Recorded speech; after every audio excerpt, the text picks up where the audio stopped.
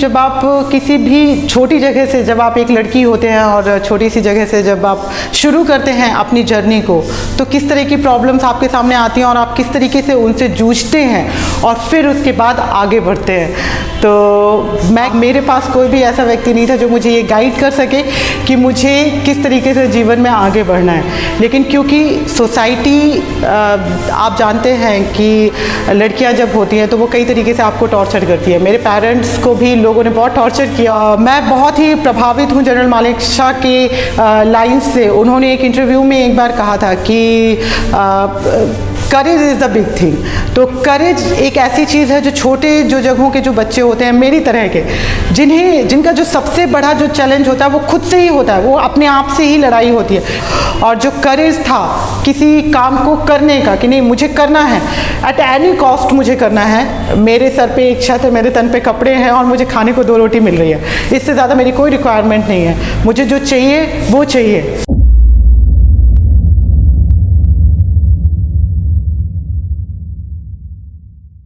नमस्ते, मेरा नाम प्रीति शर्मा है और मैं उत्तर प्रदेश के बांदा ज़िले की रहने वाली हूँ। एट प्रेजेंट मैं असिस्टेंट कमांडेंट हूँ सशस्त्र सीमा बल में, और ये एग्ज़ाम मैंने क्वालिफाई किया 2015 यूपीएससी सीएपीएफ एग्ज़ाम के माध्यम से मैं यहाँ पर चयनित हुई हूँ।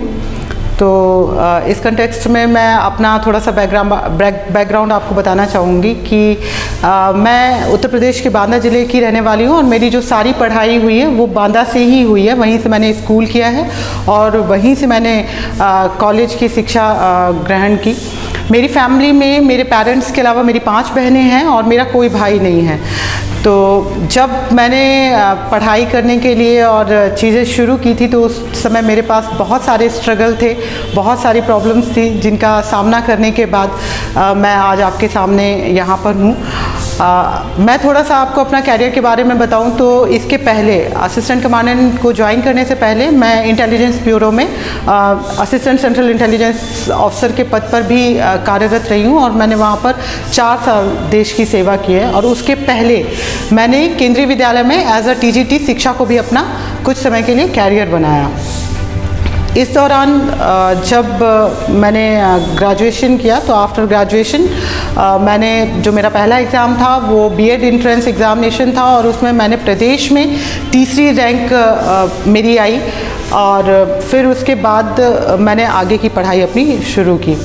तो बात आती है यहाँ पे कि जब आप किसी भी छोटी जगह से, जब आप एक लड़की होते हैं और छोटी सी जगह से जब आप शुरू करते हैं अपनी जर्नी को, तो किस तरह की प्रॉब्लम्स आपके सामने आती हैं और आप किस तरीके से उनसे जूझते हैं और फिर उसके बाद आगे बढ़ते हैं।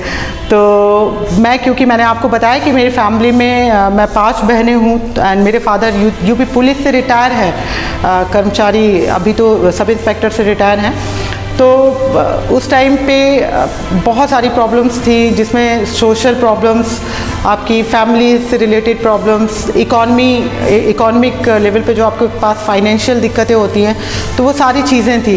मेरे पास कोई भी ऐसा व्यक्ति नहीं था जो मुझे ये गाइड कर सके कि मुझे किस तरीके से जीवन में आगे बढ़ना है। लेकिन क्योंकि सोसाइटी, आप जानते हैं कि लड़कियां जब होती हैं तो वो कई तरीके से आपको टॉर्चर करती है। मेरे पेरेंट्स को भी लोगों ने बहुत टॉर्चर किया और बचपन, मुझे लगता है जब से मैंने होश संभाला तब से मैंने एक बात जो मेरे दिल में घर कर गई थी वो ये थी कि मेरे पेरेंट्स को लोग अक्सर आके बोलते थे कि अरे शर्मा जी आपके बेटे नहीं हैं, अरे आपके साथ तो बहुत बुरा हुआ, आपकी तो बेटियां हैं, कैसे आप इनकी शादी करेंगे, कैसे क्या होगा, अरे बहुत बुरा हुआ आपके साथ। तो जब ये चीज़ कोई मेरे पेरेंट्स को बोलता था तो मुझे बहुत फील होती थी। मुझे लगता था कि आखिर ऐसा क्या है जो लोग इस तरीके से बोल रहे हैं कि नहीं क्या बुरा हो गया, मैं भी कुछ कर सकती हूँ, मैं भी, ऐसा थोड़ी ना है कि मैं बोझ ही हूँ लोगों पे।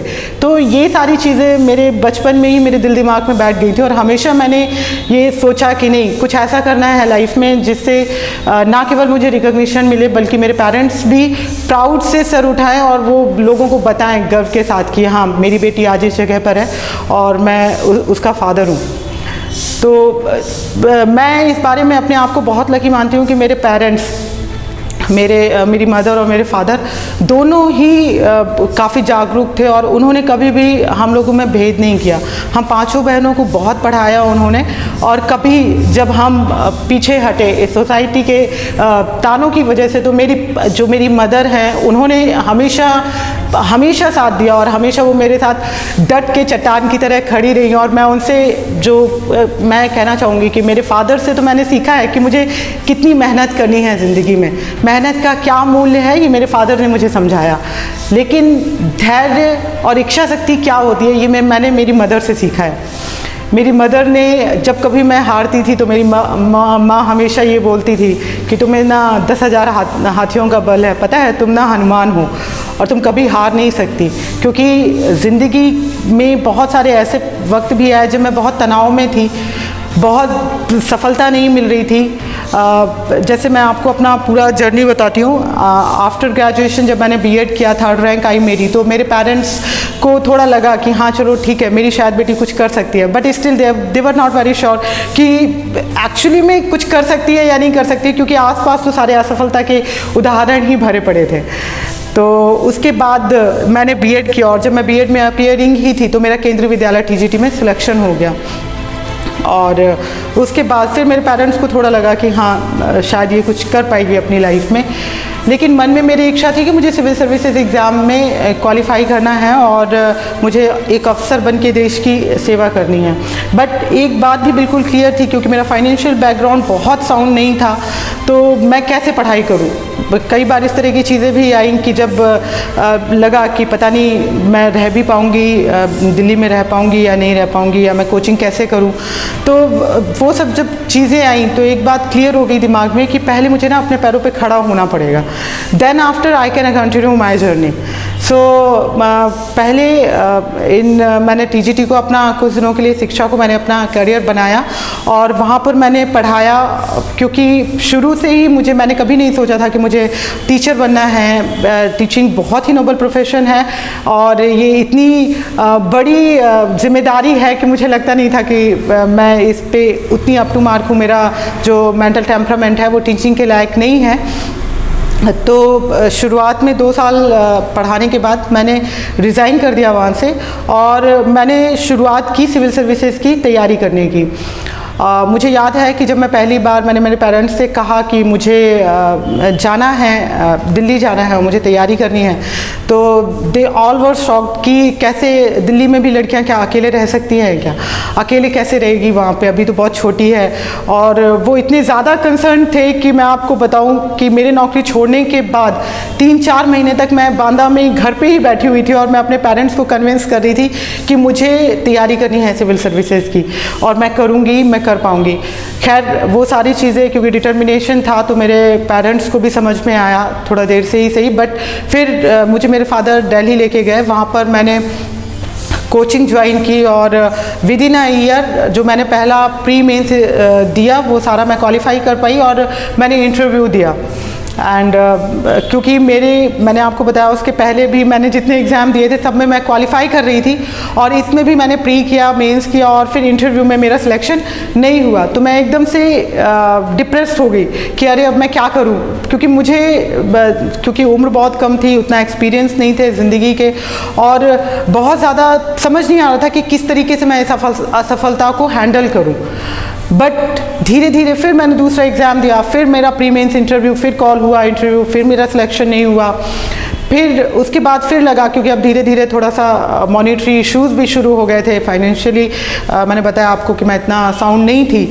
तो फिर ये आया कि अब कोई और नौकरी मुझे ज्वाइन करनी पड़ेगी, अदरवाइज़ मैं कंटिन्यू नहीं कर पाऊँगी अपनी जर्नी को। तो उसके बाद फिर मैंने 2012 में इंटेलिजेंस ब्यूरो में as an assistant central intelligence officer का एग्ज़ाम दिया और बाय द गॉड्स ग्रेस की मेरा उसमें सिलेक्शन हो गया और इन 2012 मैंने आईबी को ज्वाइन किया।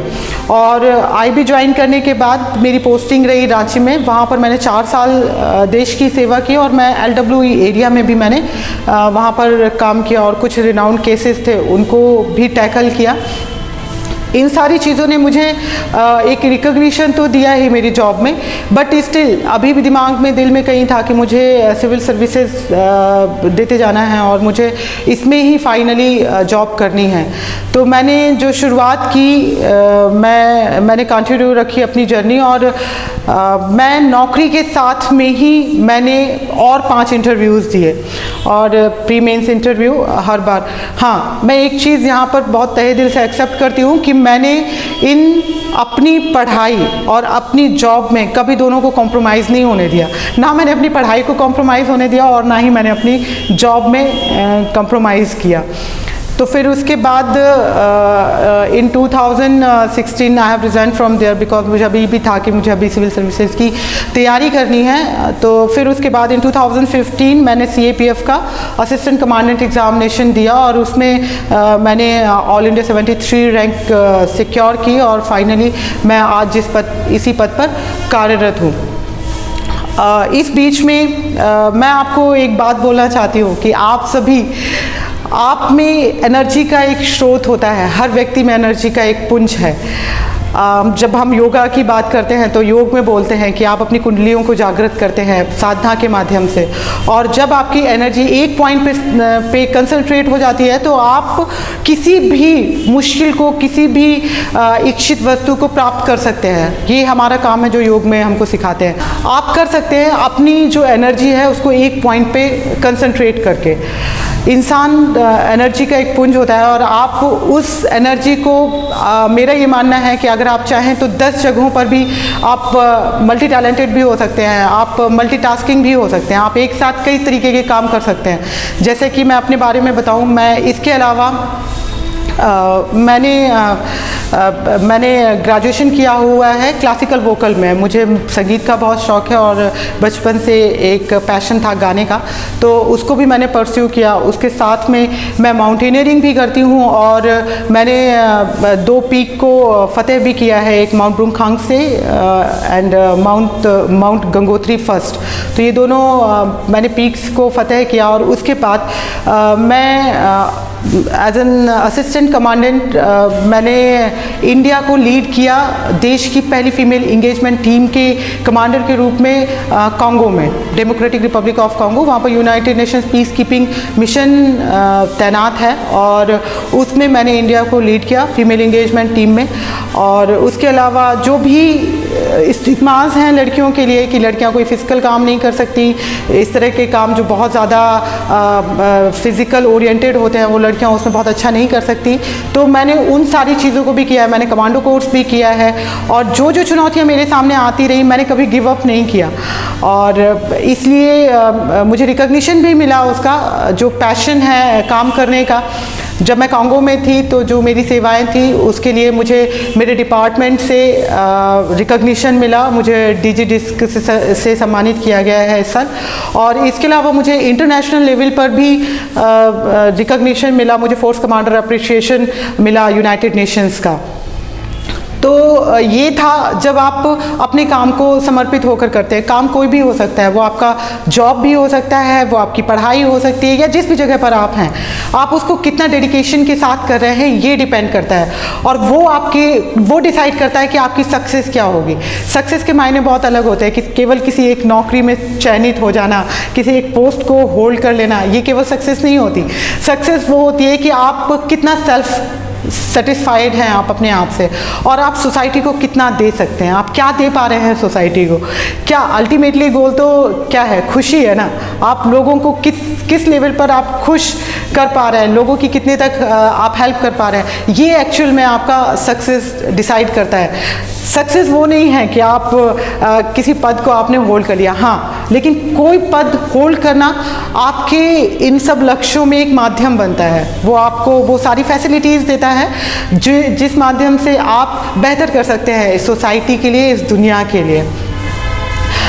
मैं बहुत ही प्रभावित हूँ जनरल मालिक शाह के लाइन से। उन्होंने एक इंटरव्यू में एक बार कहा था कि करेज इज़ द बिग थिंग। तो करेज एक ऐसी चीज़ है जो छोटे जो जगहों के जो बच्चे होते हैं मेरी तरह के, जिनका जो सबसे बड़ा जो चैलेंज होता है वो खुद से ही होता है, वो अपने आप से ही लड़ाई होती है। क्यों? क्योंकि आसपास जो भी लोग हैं वो उनकी ना तो बातों को समझ पा रहे हैं और ना उस लेवल पर जाके साथ दे पा रहे हैं कि हाँ आप कुछ आगे करो। तो सबसे बड़ा जो लड़ाई होती है ना वो खुद से होती है। मैं जब मैंने शुरुआत किया, जब मैंने ये सोचा कि मुझे इस छोटी सी जगह से निकल के, बांदा से निकल के कहीं और जाना है, बाहर जाना है और मुझे अच्छा काम करना है लोगों के लिए, तो जब मैंने ये सोचा और भगवान का ये गॉड्स ग्रेस है कि मुझे वो अपॉर्चुनिटी भी मिली कि ना केवल देश में बल्कि मैंने कॉन्गो में as a peacekeeping mission में एज एन ऑफिसर वहाँ पर भी मैंने अपनी सेवाएं दी और मुझे वो अपॉर्चुनिटी मिली कि मैं इस दुनिया को बेहतर बना सकूँ। तो इसके लिए मैं धन्यवाद देती हूँ ईश्वर का। तो करेज जो होता है ना वो चीज़ है जो आप पहले खुद से लड़ते हैं कि आप क्या कर सकते हैं लाइफ में। पहले आपको खुद से क्वेश्चन करना होता है कि भाई तुम बताओ तुम किस लायक हो। सबसे पहला क्वेश्चन खुद से कि हाँ आप बताओ आप किस लायक हो, क्या कर सकते हो आप। उसके बाद आप क्या करना चाहते हो, अगर ये काम करना है आपको तो क्या क्या रिक्वायरमेंट्स हैं आपकी। आप डिसाइड करो कि रिक्वायरमेंट्स क्या हैं आपकी, उनको शॉर्ट आउट करो। हाँ ये मेरी स्ट्रेंथ है, ये मेरे वीक पॉइंट्स हैं, मुझे अपने वीक पॉइंट्स पे काम करना है।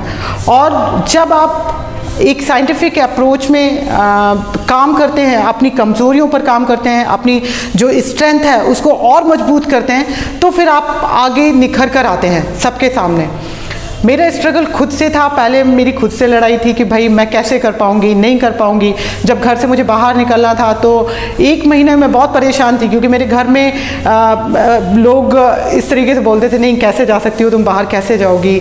मेरे पेरेंट्स को भी बहुत डर था कि कहीं कुछ ऐसा नहीं हो, जो बहुत सारे सोसाइटी के स्टिग्मास होते हैं कि पता नहीं कैसे कर पाएगी, क्या कर पाएगी।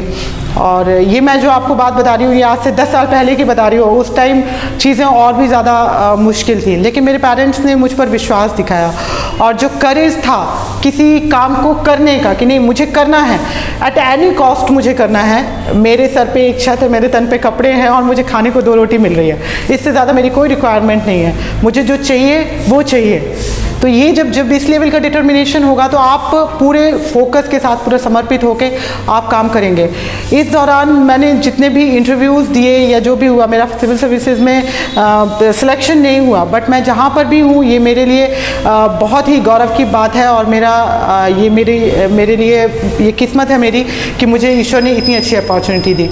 आप लोग अपनी जो भी अपॉर्चुनिटीज़ आपको लाइफ में मिलती हैं, पहली बात आप डरिए मत, जो अपॉर्चुनिटी मिली है उसको ग्रैब करिए, देखिए तो करके तो देखिए क्या होगा। एक कैलकुलेटेड रिस्क लीजिए कि उस रिस्क से आप कितना पीछे आएंगे और कितना आगे जाएंगे, कैलकुलेट करिए। और लेकिन जहाँ पर भी हैं आप हमेशा आगे बढ़ने की कोशिश करिए, क्योंकि इस ज़िंदगी में, दुनिया में रुक जाना किसी भी चीज़ का सलूशन नहीं है। या तो आप आगे जा सकते हैं या तो आप पीछे आ सकते हैं। It is up to you कि आप आगे जाना चाहते हैं या आप पीछे आना चाहते हैं। अगर आप ठहरेंगे तो झील का पानी बन जाएंगे और झील का पानी आपको पता है कि सड़ जाता है, तो झील का पानी नहीं बनना है, नदी की तरह बहते रहना है। जो छोटे क्षेत्रों से जो लड़कियां आती हैं, मेरी अक्सर बात होती है बहुत सारी लड़कियों से कि किस तरीके से करें, क्या करें। तो मैं एक बात उनके लिए एक बात मैं बोलना चाहती हूँ कि लीडरशिप जो है वो बहुत बड़ी क्वालिटी है और जब आप लीडर बनते हैं, आप लीड करते हैं, सामने से फ्रंट से लीड करते हैं, तो आपको बहुत सारे गुण चाहिए और उस गुण में सबसे बड़ा जो गुण है वो डिटर्मिनेशन है और आपका धैर्य है। आप कितना पेशेंस रख सकते हैं और कितना परसिवरेंस है आपके पास कि आप कंटिन्यूसली एक लक्ष्य के लिए काम कर रहे हैं बिना इन सब चीज़ों पर ध्यान दिए हुए कि आपके आसपास दाएं बाएं क्या चल रहा है। एक मुझे स्टोरी याद आती है इसमें, मुझे किसी ने ये स्टोरी सुनाई थी। एक हिरन था जंगल में, प्रेग्नेंट थी, हिरन थी, फीमेल हिरन थी। तो she was giving birth to the child. तो एट दैट टाइम क्या हुआ, उसको चारों तरफ से शेरों के झुंड ने घेर लिया। अब हिरन क्या कर सकती है, शेर है चारों तरफ, वो भाग नहीं सकती, वो बचाव नहीं कर सकती अपना, लेकिन वो क्या कर सकती है, वो उसके पास एक ऑप्शन है कि वो जो काम कर रही है वो कंसिस्टेंटली उसी काम को करती रहे। आप उस हिरन की तरह बनिए। आपका जो भी टारगेट है, जो भी लक्ष्य है, आप उस पर फोकस करिए। जो ये शेर हैं, ये आपकी प्रॉब्लम्स हैं, आपको इनको फोकस नहीं करना है। जो भी प्रॉब्लम्स हैं उनको चलते रहने दीजिए, ध्यान नहीं देना है। आपका जो काम है आपको वो काम करना है, और एक दिन वो आएगा जब आप छोटे छोटे पार्ट्स में अपनी योग्यताओं को बढ़ाते जाएंगे, और एक दिन ऐसा आएगा जब आपको खुद विश्वास नहीं होगा कि अच्छा मैंने किया है क्या ये सब तो मैं कर भी नहीं सकता। तो मेरी शुभकामनाएं आप लोगों के साथ हैं, मेरे बेस्ट विशेस कि आप लोग जहाँ पर भी हैं, जिस जगह भी हैं, आप अपना पूरा 100% दीजिए। आप उस जगह से आगे कहीं और कुछ और बेहतर करना चाहते हैं लाइफ में, कुछ और बेहतर करने की सोचिए। आप किसी भी जगह, आप छोटी जगह हैं, बड़ी जगह हैं, कहीं भी हैं, आप हमेशा आगे बढ़ने की सोचिए, और मेरी शुभकामनाएँ हैं आप बहुत अच्छा करें लाइफ में। थैंक यू, धन्यवाद। इस वीडियो के बारे में अपनी राय कमेंट सेक्शन में दें। अगर आपको वीडियो अच्छी लगी हो तो लाइक करें, शेयर करें, सब्सक्राइब करें और अपने दोस्तों के साथ भी शेयर करें।